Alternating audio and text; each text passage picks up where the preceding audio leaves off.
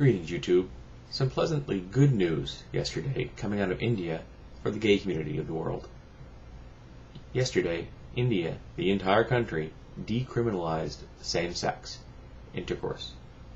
For the last 150 years, it's been illegal. This is a holdover from the colonial laws imposed upon the Indian people by the British, and punishable by up to a 10-year sentence in prison for consenting adults to have sex. That's archaic and immoral. It's a really good thing that India's decided to finally get rid of that law. In fact, it might not be a bad idea to go through the books and look at every single one of the British laws that were imposed upon the Indian people 150 years ago, because I'm thinking they may not really fit a modern Indian style of life in the 21st century. Not to mention, the whole colonials invading your country and taking over kind of thing.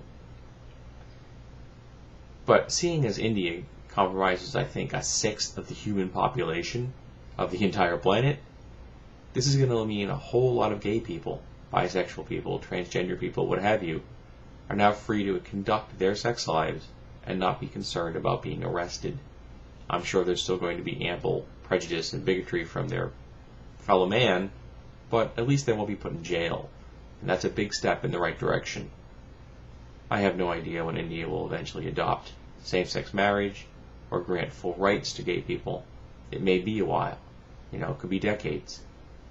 But this is a step in the right direction. And sometimes the amount of good news for the gay community is a little thin on the ground. And it's always a good thing when we hear it. I hope that in America, eventually, we'll have full rights for our gay community. We can be a shining example in this country for the rest of the world. There are other nations that have done this, and they haven't collapsed. The world hasn't ended. And I don't think that we can blame the current economic crisis on their decisions. It would be great to be an example, because like it or not, America is a really big deal when it comes to social changes. People look to us. I'm not necessarily saying that it's always a good idea if they look to us, because we have some strange ideas here in this country. But people do. We can become an example.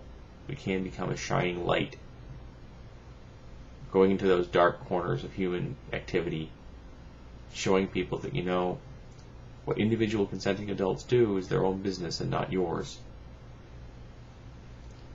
I recently saw a news piece concerning a Afghani singer, a woman, and while on stage, she danced.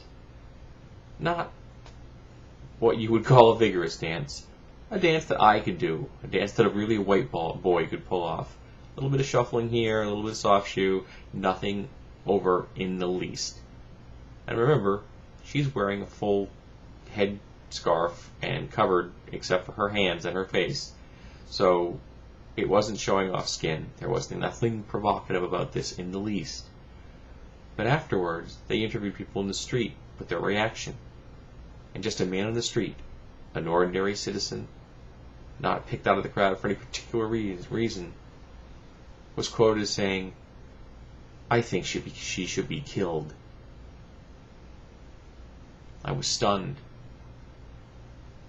So, we have a long way to go as a species. But at least yesterday, in India, they made the right choice. And it makes me smile, and it gives me hope.